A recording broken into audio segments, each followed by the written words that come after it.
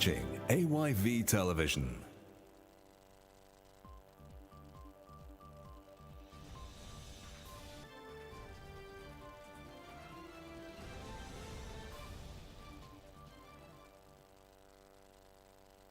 From our broadcasting house here on Wesley Street in Sierra Leone's capital, Freetown, this is Primetime News on AYV TV and radio. You are watching us on channel 33 and listening to us on frequency modulation 101.7. I am Mariam Atomi.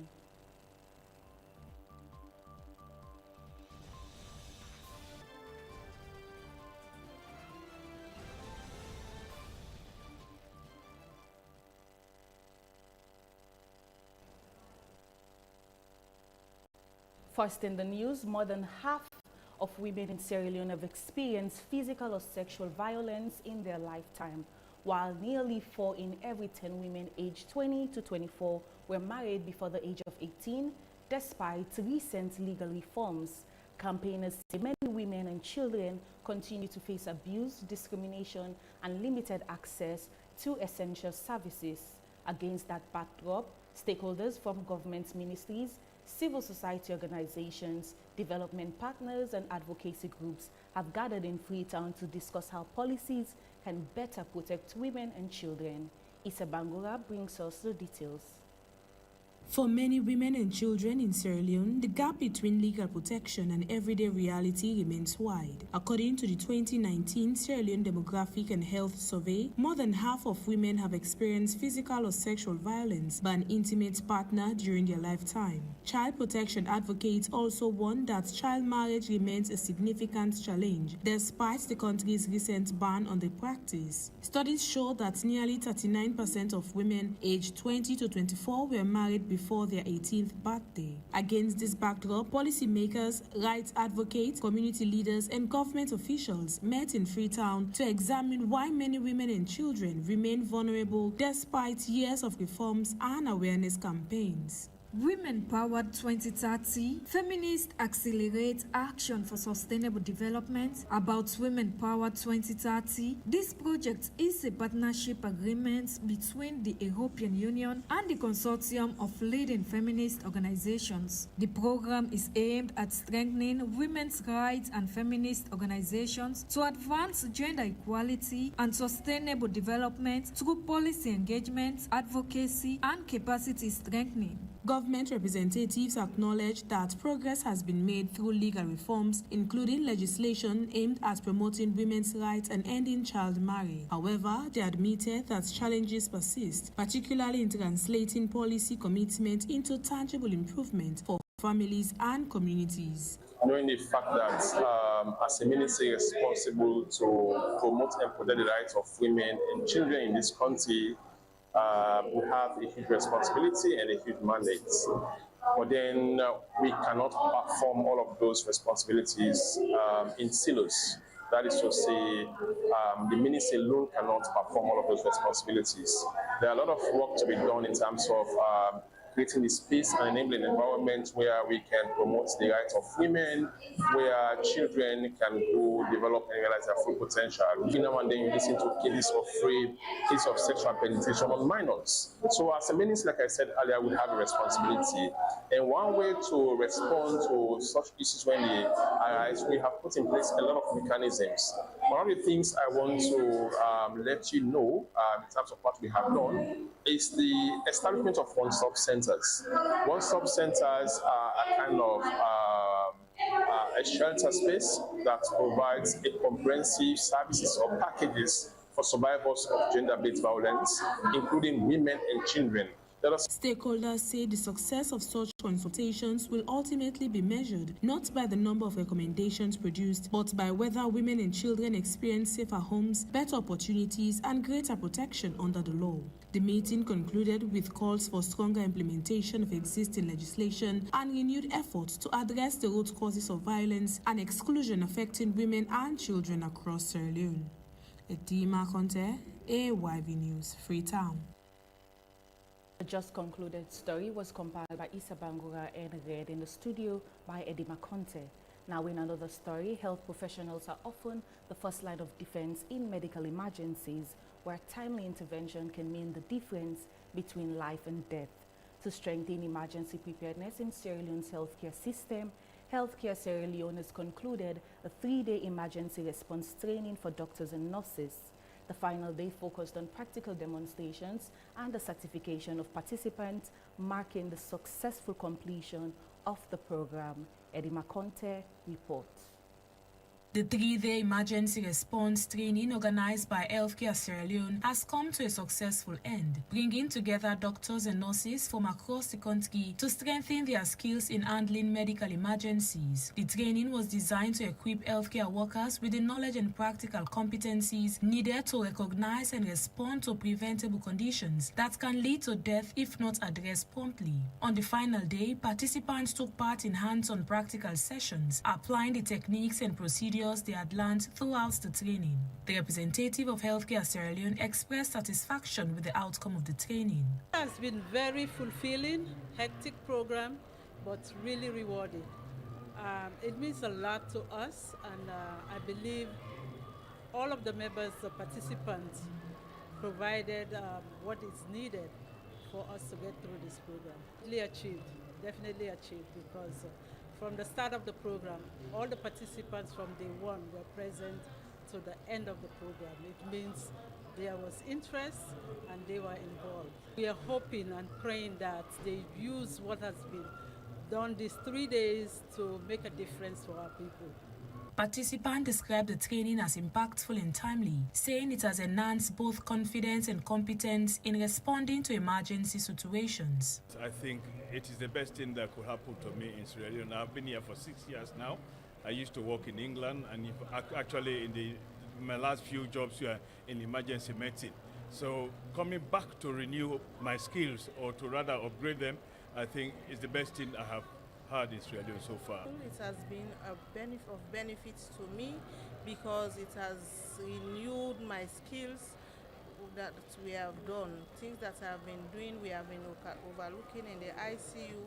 Now we see that we have renewed our skills, and so now we are going to put more effort and practice to save lives in the units and as a country as a whole, because the training does not only implies for our working environment, but even in our communities. When emergencies occurs, we'll be able to step in immediately and save lives before they reach to the hospital. As participants return to their respective health facilities, organizers hope the knowledge and skills acquired over the past 3 days will translate into improved emergency response services and better outcomes for patients across the country. Edima Conte, AYV News, Freetown.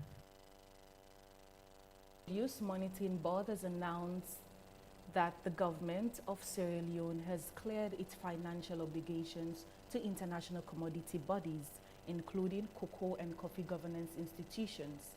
The payment settles accumulated arrears totaling €299,244 and restores Sierra Leone's full membership status within key international trade organizations. Yero Jallo has more on the details. Sierra Leone has moved to regularize its position within global cacao and coffee governance structures after clearing nearly €299,224 in outstanding contributions. The Produce Monitoring Board says the payment restores the country's full participation rights in international commodity organizations linked to cacao and coffee trade standards. Credibility means nothing without standards. So 163 farms mapped is proof of our traceability systems working. Executive Chairman of the PMB, Raymond Bob Carter, says the country must now convert compliance into investment and technical support for farmers. He calls for increased funding from government and development partners to support quality control system, farmer registration, and export traceability infrastructure. Taking you straight to obligations settled. We have paid €299,000. Sierra Leone is back at the table. Director of Cooperation at the PMB, Didan Sankor, warns that global market rules are tightening. Sit back and wait, because this regulation comes into effect in December 2026. So by January 2027, no exports will move out of Sierra Leone or any other producing country in European market if they do not meet certain requirements or conditions. Sierra Leone is stepping back into a global system that is increasingly defined by traceability, climate rules, and strict market access conditions. That system does not simply reward membership, it rewards readiness. The real question now is whether this restored status will translate into practical gains for the farmers who sit at the base of the cacao and coffee value chain. The PMB says it has already mapped 164 farms across Kenema, Kono, and Kailaon districts using GPS polygon technology as part of a pilot traceability system. It says a national rollout targeting 40,000 farmers is now underway to strengthen export traceability and meet international certification standards and stable market pricing. Yero Jallo, AYV News, Freetown. Over in education, the gap between classroom theory and practical learning continues to challenge secondary education in Sierra Leone, where many schools still struggle with limited science and technology infrastructure. In response, First Bank Sierra Leone has commissioned a solar-powered computer laboratory and an upgraded science laboratory at the Albert Academy in Freetown. The project, delivered under the bank's corporate social responsibility program, also includes independent water systems designed to support uninterrupted learning. Abubakar Sidiki Jallo has more on the story.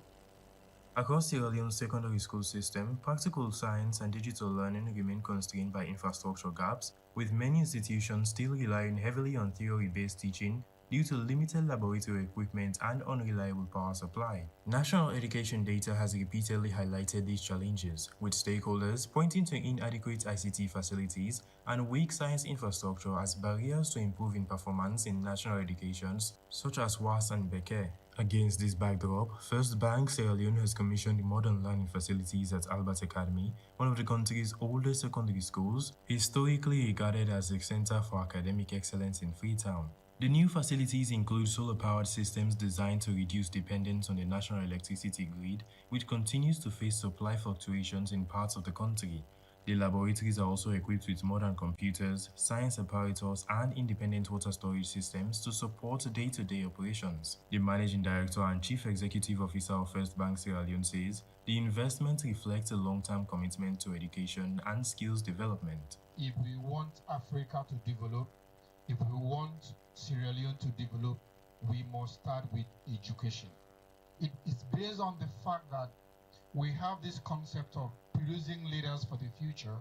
The bank has a scheme called Leadership Acceleration Program, shortened LAP. This is the third edition of the program where leaders are identified, trained, and prepared for tomorrow's task in the bank. Our appeal will be, please, certificate is good, but knowledge is better. Albert Academy's leadership says the upgraded facilities are expected to improve teaching and learning outcomes, particularly in science subjects and computer studies, where practical exposure has often been limited. The principal of Albert Academy Senior Secondary School, Junisa Vandi, says the new laboratory will help students better prepare for national examinations, where performance in science and mathematics remains a key concern for many schools. Science is not merely a subject that has to be read from a textbook. It is lived experience of trial, discovery, and innovation. Therefore, in this lab, boys will ask questions, test hypotheses, and learn from failed experiments. We are grateful to the management of First Bank Sierra Leone for considering our beloved school amongst others. Your profound commitment to investing in knowledge has breathed new life into these walls.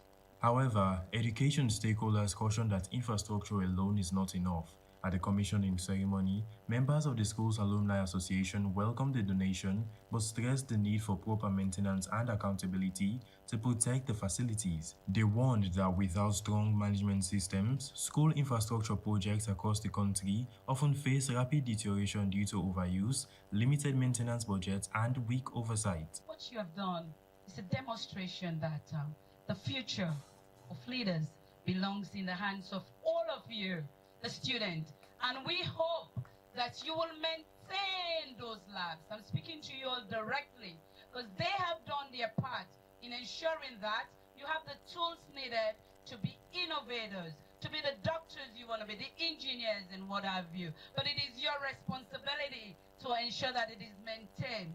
Education experts say private sector partnerships are becoming increasingly important in addressing gaps in public education funding across Sierra Leone. As the new facilities are handed over, students at Albert Academy are expected to benefit from a more practical learning environment that moves beyond textbook instruction and into a hands-on scientific and digital experience. Abubakar Siddiqui Jalon, AYV News, Freetown.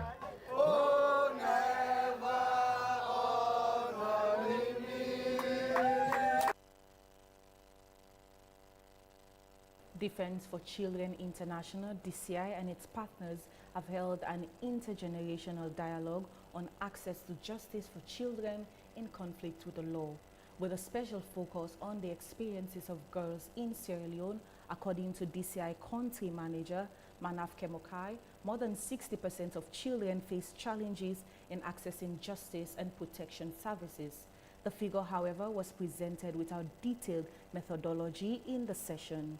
UNICEF has consistently warned that children in many low-income justice systems face barriers, including limited legal aid, long pretrial detention, and weak child-sensitive procedures.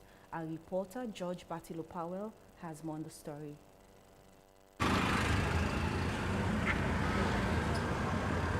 Defense for Children International Sierra Leone and its partners have convened justice sector actors, children and civil society representatives in Freetown for an intergenerational dialogue on child justice reform. The discussion focused on children in conflict with the law and the barriers they face in accessing legal protection. DCI Executive Director Abdul Manaf Kemokai told participants that more than 60% of children encounter difficulties in accessing justice services. The organization did not present disaggregated data or a published report during the session, leaving gaps in verification of the figure. He said many children remain vulnerable due to limited legal aid, weak child-friendly court procedures, and persistent social stigma. Injustice rate against children is still over 60%, if I would say that, across all institutions, because the system has not been developed in such a way that you have effective monitoring system and accountability system in place to hold people who are not even applying the very laws that we have accountable. So people are more applying their individual understanding about justice or whatever they want to do in terms of who is influencing them and things like that. So injustice is still so much. Violations are still happening at higher level across all, justice institutions. Improvements are taking place, but like I said, these improvements have not been well sustainable or well spread across the country.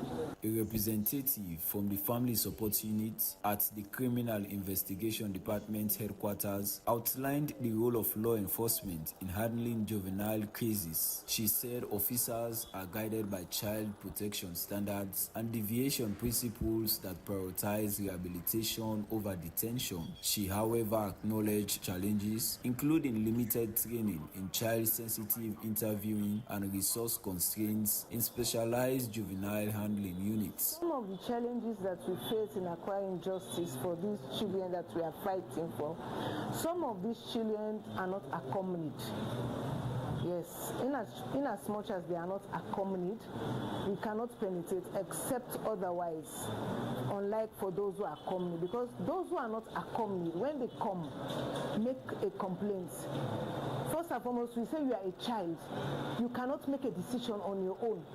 Yes, so we tell them, go and get your parents or whosoever you are with, whether an uncle or an aunt. When they go, they don't come back. They don't return. Unlike those who are accompanied, their parents or their guardians, they bring them. Yes, they give us their complaints. Then we work on it and try to see that we investigate their case to the latter for them to get justice at the end of the day. Child protection groups warn that more children are finding themselves on the streets of Freetown, where poverty, neglect, and lack of educational opportunities leave many vulnerable to abuse, exploitation, and crime. They weave through traffic, sleep in market stalls, and beg at busy junctions. The president of the Children's Forum Network called for stronger institutional accountability to close gaps in child protection. This topic is talking about injustice and justice issue. So one which we noticed as Children's Forum Network advocates is that a lot of children who would have committed crimes, their cases mostly are being delayed. Sometimes they are even being forgotten. I can remember 2 years ago, we've been to these remand homes, even where some of them are living, it's really not encourageable. And some of them, it takes a lot of time for them to call them. Some of them are really spending too much of time that they are supposed to spend. The dialogue ended with calls for more coordinated action to protect vulnerable children, especially girls within Sierra Leone's justice system. George Batulu Powell, AYV News, Freetown. This is Primetime News on AYV Television and Radio. Stay tuned for more stories after the break.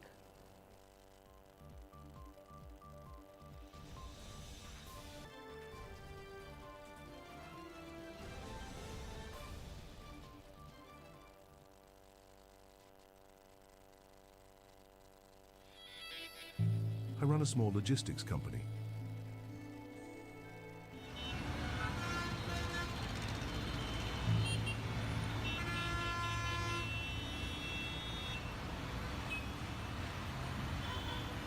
Every cent counts. I didn't think I needed a fuel card until I got the Cornex fuel card. Now, I track exactly how much fuel my fleet uses, in real time. And when my wife or kids need fuel, no cash, no stress. It's safe, accepted nationwide, and I control how much goes on each card. At the end of the month, I see the savings, real savings. Cornex fuel card. I didn't know I needed it. Now, I can't run my business or family without it. Fuel smart. Live smart. Visit any Cornex filling station to sign off, or any Cornex office to get your card.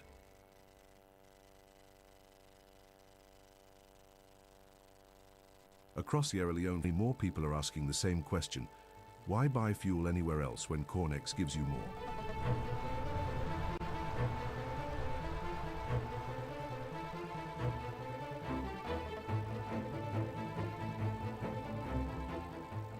Professionally trained attendants who know service matters.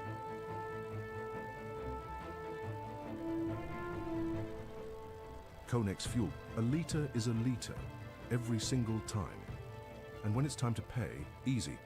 Pay with mobile money, Visa or MasterCard, or the Cornex fuel card. Clean restrooms, welcoming spaces. Every station, every time. Clean fuel, clean spaces, clear value. That's why Sierra Leone fuels with Cornex. Cornex retail outlets, always clean, always professional, always for you. Fuel smart. Visit any of our Cornex stations nationwide for your quality fuel and lubricants today.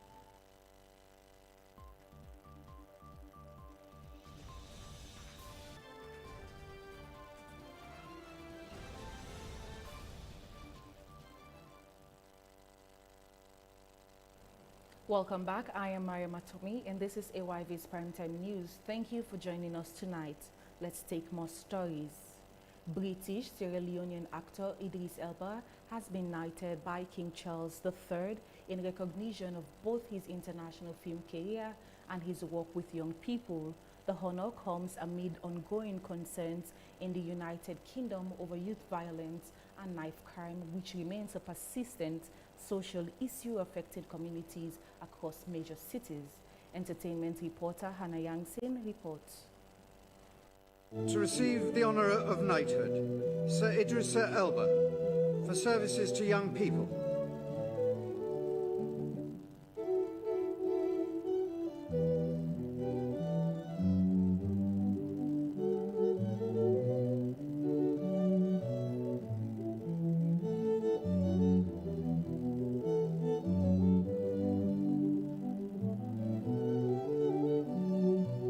Idris Elba has been formally knighted by King Charles III for services to drama and his work supporting young people. The award places him among a small group of entertainers recognized for contributions beyond the screen. UK government statistics show that knife-enabled crime remains a serious concern, with tens of thousands of offences recorded annually in England and Wales in recent years. Although levels have fluctuated depending on policing and reporting trends, official figures have consistently identified young people as both victims and offenders in a significant share of cases. Against this backdrop, Sir Idris Elba has used his public platform to speak about violence affecting young people. He has supported campaigns focused on prevention, education, and community intervention. He has also called for more investment in youth services and safer community spaces. It isn't just the parents, it isn't just the youth, it's also the social services, the youth services, the health services and the police that can actually put together some think tanks and go, how do we stop this? Prevent and intervene. There's a young person right now holding a knife, not because they are a perpetrator, but because they're scared of a perpetrator. And there you've got two people being affected right now. There's some way an educator, a school, a hospital can say, hey, I've just met this young person, I think they are troubled, can I hand it over to you? Can we think about this as a group and find a way to sort of really prevent it? The honor recognizes not only his global acting career, but also his advocacy work off-screen. Elba, who was born in London to a Sierra Leonean father and a Ghanaian mother, has often highlighted his connection to Africa and his interest in youth empowerment initiatives. Public reaction to the knighthood has been largely positive, with supporters describing it as recognition of both cultural influence and social impact. However, some commentators note that celebrity-led advocacy, while influential, must be matched by long-term government policy and sustained funding if it is to produce measurable change. From television screens to public campaigns, Sir Idris Elba's profile continues to straddle entertainment and activism. His knighthood reflects a growing trend in the UK honour system of recognizing figures whose influence extends beyond their professional field into public service and social impact. Hannah Yangsin, AYV News, Freetown. Over to sports. June 3rd is globally celebrated as World Bicycle Day, an official United Nations observance promoting the health, environmental and practical benefits of cycling. But what has been the impact of cycling in Sierra Leone? Sir Solomon Yomba reports. Cycling is a beautiful sport, a seamless blend of endurance, balance and freedom that connects athletes to the open road like few other disciplines can. June 3rd marks World Cycling Day, a United Nations designated observance celebrating the health, environmental and practical benefits of pedaling. Health experts consistently highlight cycling as one of the most effective low-impact exercises, strengthening the cardiovascular system, building muscle endurance, and improving mental well-being. Cyclist Tennyson Dixon, speaking on AYV's Wake Up Sierra Leone, acknowledged that public awareness of the sport remains limited, yet expressed hope for greater visibility. Being a cyclist is a bit challenging, as well a happy lifestyle. What are these challenges out there? Because just like Mr. Williams was saying, the awareness in this part of the world is not that much, especially with other road users like the drivers and that of the kekes and bike riders. They just think cyclists are just dropouts, being on the road, doing their normal bicycle thing, which is a myth. It's a complete different thing. Most of the cyclists around are well educated. Some of them are even working, and some have family. So being a cyclist is more than just riding a bicycle. You know, it's about giving back to the community, giving young people hope, as well as other people we come in contact with. Shedrack Williams, Technical Director of the Sierra Leone Cycling Association, calls for continued institutional support to drive the sport's progress in the country. I just want to appeal to the government to give us more support so that we can push cycling to a heights. Because if we have enough support, we'll bring so many lawyers for this country. Yeah. I'm sitting here, I'm getting some lawyers in cycling for Sierra Leone, yeah, internationally. So more support, we can do more. Support in technical or funding? Funding. Just funding. Funding is our problem because the technical know-how, we know how to do it. With the wheels of cycling slowly turning in Sierra Leone, it is hoped that the sport will receive the necessary support to make it truly enviable. Sir Solomon Yumba, AYV Sports, Freetown. That's all for Primetime News tonight. For more stories, visit our website at www.ayvnews.com. If you have any comments on the news, please send us an email to info@ayvnews.com. I am Maya Matomi. Many thanks for watching and listening.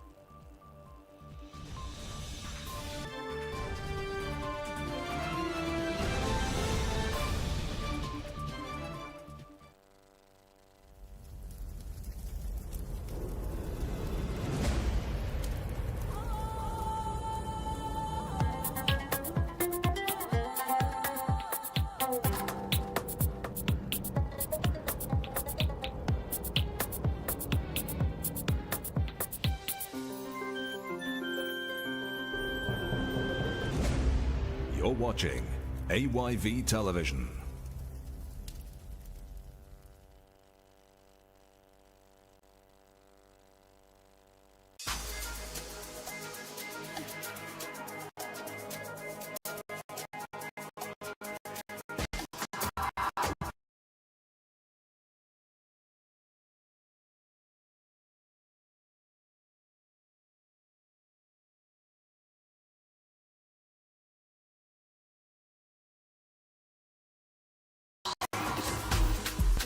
Free money, no sonko. The All Walks of Life Award presents their 11th prestigious award and fundraising dinner, happening on 6th June 2026 at the prestigious Royal Regency for £70. For tickets and further details, please contact 079 400 05295 or 078 285 57657 or 079-037-60379. The AWOL prestigious award and fundraising dinner is always more than just an event. It's a memorable night of entertainment, networking, and celebration of excellence on merit. Sort out your wardrobe now and prepare to come looking all glammed up. The AWOL 11th Annual Prestigious Award and Fundraising Dinner. See you there.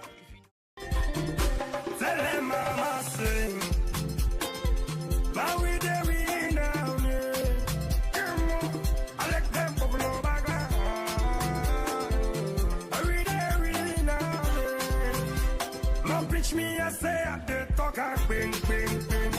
I like them this verse and they talk and bring, bring, bring. Cause I did.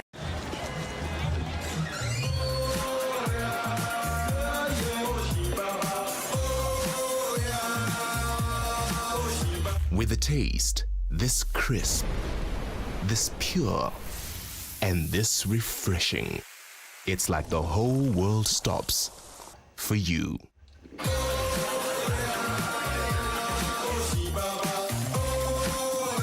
100% pure malt. Respect every sip.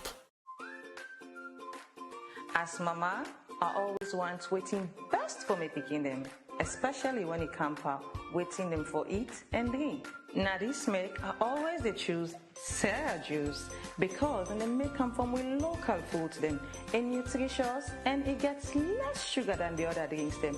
Not to me say so. We lab test show say Sierra juice gets 50% less sugar than the other drinks them na the market. Because we mama they know waiting best for we picking them, now you make we always they choose Sierra juice. Sierra juice and nutritious, a healthy and it's sweet.